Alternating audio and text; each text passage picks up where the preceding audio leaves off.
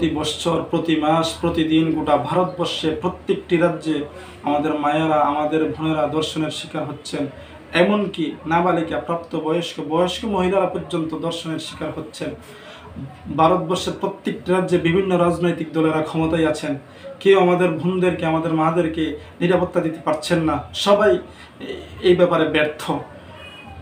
উত্তরপ্রদেশ বলেন, মহারাষ্ট্র বলেন, পশ্চিমবঙ্গ বলেন, আসাম বলেন, ত্রিপুরা বলেন, ঝাড়খণ্ড বলেন, প্রত্যেকটি রাজ্যে এমন জঘন্যতম নির্লজ্জ কাজ সংগঠিত হয়ে থাকে। আর এর কোনো সুষ্ঠু বিচার আমরা দেখতে পাই না, আমরা দেখি না। প্রত্যেকেই আমরা প্রতিটা ঘটনার পরে আমরা সবাই এর প্রতিবাদ জানাই, বিচার চাই, কিন্তু সুষ্ঠু বিচার আমরা পাই না। এমনই একটি ঘটনা ইদানিং পশ্চিমবঙ্গে ডক্টর মমিতা দেবনাথ নামে আমার এক বোনের সাথে এমন এক দুঃখজনক ঘটনা ঘটে। 17-18 জন ফুসু তারা ধর্ষকরা আমার এই বোনটির সাথে এমন জঘন্যতম কর্মকাণ্ড করে এবং বোনটি দুনিয়া থেকে প্রাণত্যাগ করেন। এবং এই ঘটনার এই ঘটনাকে আমরা লক্ষ্য করে প্রত্যেকে যার যার জায়গা থেকে আমরা বিচার চাই, আমরা প্রতিবাদ করছি। এটা প্রত্যেকেরই একান্ত প্রয়োজন এবং দরকার। দর্শকরা যখন ধর্ষণ করে তখন সে কে ছোট বড় মধ্যবয়সী সে কোনোটাই লক্ষ্য করে না, মুসলমান কিনা অমুসলমান কিনা হিন্দু কিনা সে কোনোটাই দেখে না। তার দরকার একটা মহিলা। তখন তার পশুত্বকে প্রকাশ করে সে ওই মহিলাটার সাথে ওই ছোট্ট বোনটার সাথে এমন এক নির্লজ্জ এমন এক জঘন্যতম কর্মকাণ্ড সংগঠিত করে থাকে, যেটা বড়ই হৃদয় বিদায়ক ঘটনা। এমন কর্মকাণ্ড এগুলো বলার ভাষা আমাদের নেই। কিন্তু আমি যেটা আজকে প্রকাশ করতে যাচ্ছি, বিচার তো আমরা চাবই, অবশ্যই দরকার।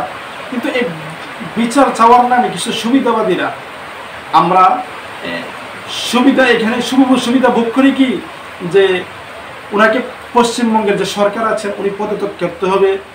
আমি আচ্ছা বললাম আপনাদের এই বিচার চাওয়াটা আমি কত সময়ের জন্য মেনে নিলাম। আচ্ছা, ওনাকে যদি আপনারা পদত্যাগ করার পরে কাকে বসাবেন?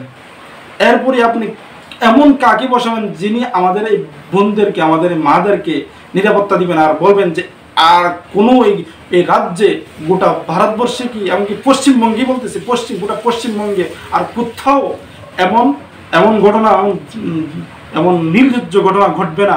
এমন কাকে বসাবেন? আপনি কোন দলকে বসাবেন?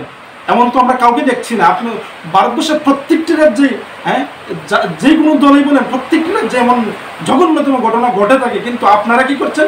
এই এমন একটা হৃদয় বিদায়ক দুঃখজনক ঘটনার মধ্যে আপনারা আপনাদের সুবিধা ভোগ করছেন। আমি প্রত্যেকের কাছে অনুরোধ করব, এই সমস্ত মানুষ থেকে আমরা নিজেদেরকে বাঁচাই, সমাজকে বাঁচাই।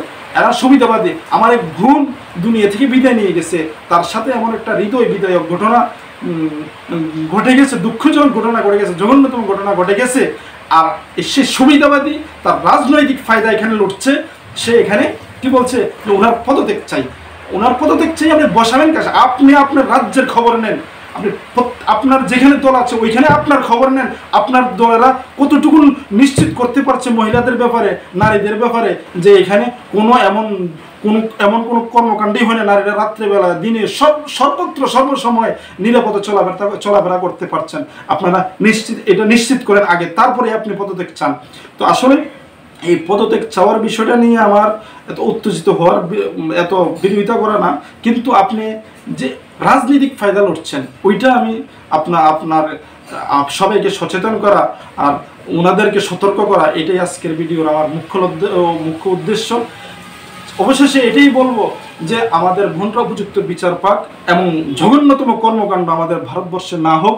ভারতবর্ষের মধ্যে এমন একটি আইন হওয়া দরকার যে ধর্ষকরা যাতে তাদের হৃদয় কাঁপে, এমন ঘটনা তাদের মনে আসার পরেই যাতে সবাইয়ের মনে এমন একটা আতঙ্ক, পাপীদের মনে, ধর্ষকদের মনে একটা আতঙ্ক সৃষ্টি করে যে না, এমন কাজ যাতে আর আমাদের দ্বারা না হয়।